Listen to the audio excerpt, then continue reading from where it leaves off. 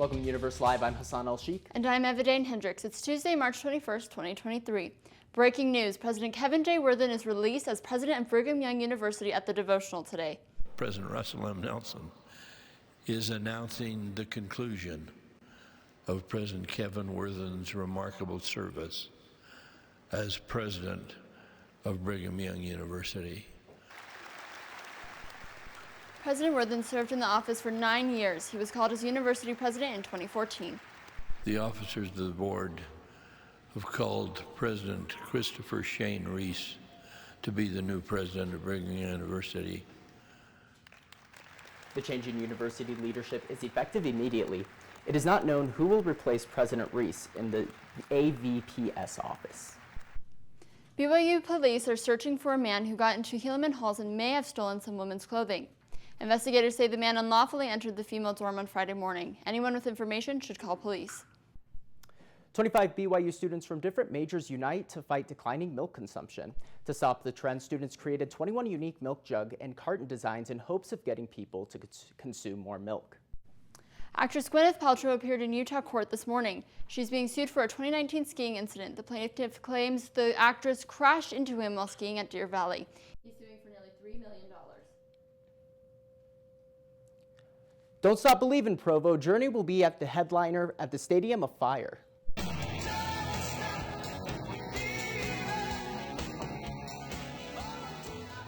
The Independence Day celebration will be held on July 1st at Lavelle Edwards Stadium.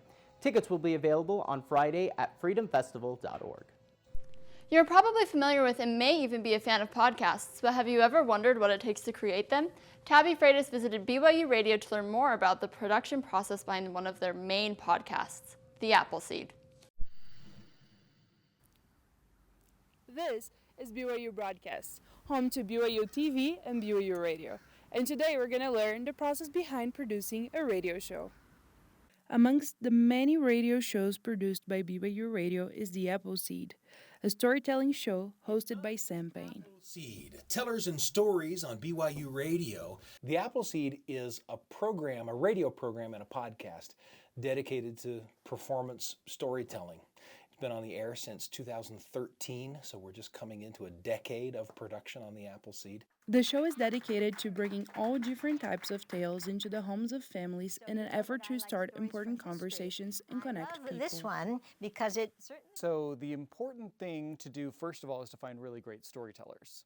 And so we look for the kind of performers who can really captivate an audience. Once the performers are invited, they come into the studio for a live storytelling session in front of an audience.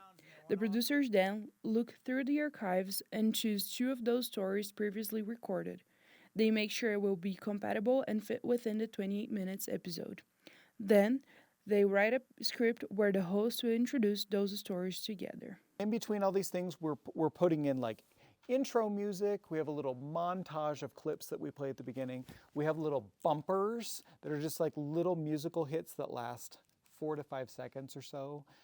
That go in between the segments to kind of like guide the listener into, okay, we're leaving the host content, now we're going into the performance. Once it's all recorded, a sound engineer works on connecting all the different parts together on a draft of what the final episode will sound like. When the host and the producers are happy with the result, the episode is ready for the final touches and to be uploaded into the system. We feel like telling stories designed to connect families in the act of storytelling together is sacred work. It feels a little bit holy to us. The Appleseed releases new episodes every Thursday. You can listen to it live on BYU Radio, online through the BYU Radio website, or on your favorite podcast platform.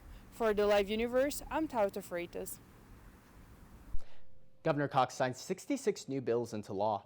The statutes include a domestic violence law. It ensures police officers take a lethality assessment on every domestic violence report. The parents of murder victim Gabby Petito have given their support for the legislation. Also signed into law, possessing a dangerous weapon while under the influence of alcohol will be a Class B misdemeanor. And the brine shrimp is now the official state crustacean in Utah. These shrimp can only be found in the Great Salt Lake. Governor Cox is kicking off the 2023 Connecting Utah Tour. The first stop of the tour was in Tooele on Monday. With this tour, the governor is set to visit all 29 counties in Utah to meet with students, residents, and business owners. This tour is a part of his efforts to help Utahns learn how to disagree better. He is also hoping to share his vision of the future, and he says the future of Utah is bright. 4 hikers were rescued from a slot canyon in Sanpete County early Sunday morning by the Department of Public Safety. The hikers entered the canyon late in the day on Saturday night and had not returned by 3 a.m. the following morning. According to DPS, the hikers were unprepared for the extended exposure and were found cold and wet. A helicopter flew over the canyon and used the cable to reach them at their location. The rescue team reportedly used every foot of cable on board for the extraction. Search and rescue were also on the ground preparing for a plan B in case the air rescue did not work. Today is the annual Utah Valley Job Fair. The Utah Valley Convention Center is hosting the event from 2 p.m. to 5 p.m. in downtown Provo. This job fair is designed to match local job seekers with potential employers and is free for anyone looking for employment. 119 hiring companies will be in attendance, including organizations such as U.S. Army, Marriott Vacations Worldwide, and Utah Behavioral Services. Event organizers recommend that attendees dress to impress and bring multiple copies of their resume. For more information, go to utahvalleyjobfair.com. This week marks the start of the City of Provo's annual spring cleanup. The city will be providing a series of dump sites for residents to offload regular trash, green waste, and recyclable metal for the next 40 days. These dumpsters are available from 8 a.m. to 6 p.m. during the work week and from 8 a.m. to 3 p.m. on Saturday.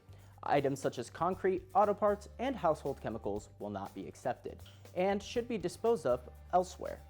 For more information on the times, locations, and accepted items, check out the city's Twitter page or sanitation website. Brighton Resort has received more than 700 inches of snowfall, and the season isn't over.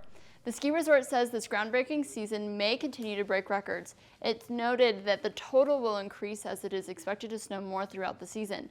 Brighton Resort is the first ski resort in Utah to surpass 700 inches, and the resort wonders if it will be able to hit the 800 mark before closing day. Many resorts have already announced that they plan to extend their season a few weeks to take advantage of the abundance of the snow this year. Elder Ulysses Suarez meets with the Prime Minister of Tonga. Elder Suarez and the Prime Minister exchanged gifts at their meeting last Thursday on the island. Elder Suarez presented the Prime Minister with a statuette featuring a family as he explained the importance of the family in the gospel of Jesus Christ. The Prime Minister presented Elder Suarez with a carved nativity scene. Before meeting with the Prime Minister, Elder Suarez was welcomed by the youth of Tonga with performances in dance, singing, and poetry. The First Temple in Virginia is hosting an open house starting this week. The Richmond, Virginia Temple was first announced by President Russell M. Nelson in April 2018.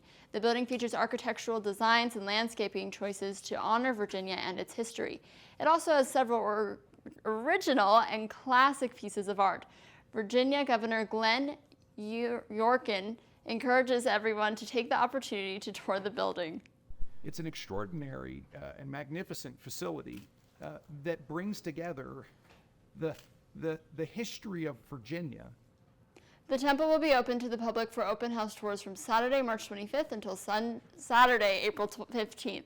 The open house will not be open on Sundays and will also be closed on Saturday, April 1st for general conference.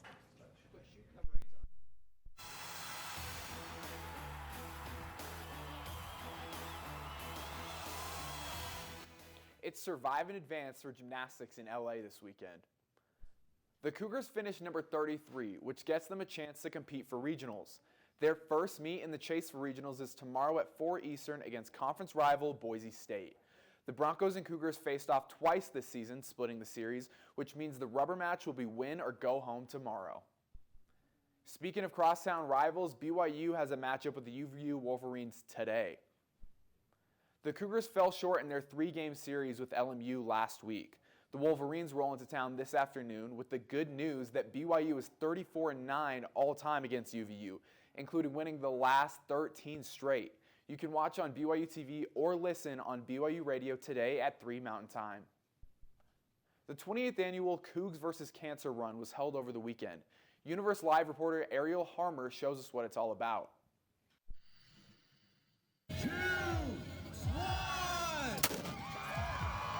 The 28th annual BYU Cougs vs. Cancer Run was held on BYU campus on Saturday, March 11th.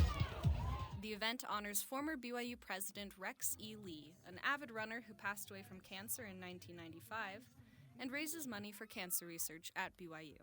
Every penny raised goes towards funding BYU students who do cancer research through the Stone Center for Cancer Research. The event begins each year with opening ceremonies and a warm-up led by Cosmo the Cougar. The run kicks off with a kids' 1K fun run around the Clarence F. Robinson Outdoor Track and Field. The main event, the 5K, takes runners from the track to a loop around BYU campus. After runners complete the course, they can refuel at the snack table and enjoy music from a live DJ before medals are awarded to the top 3 finishers in each age category. Runners are invited to fill out a card explaining why they run and their connection to cancer. I've yet to meet a human that hasn't been in some way been impacted by cancer.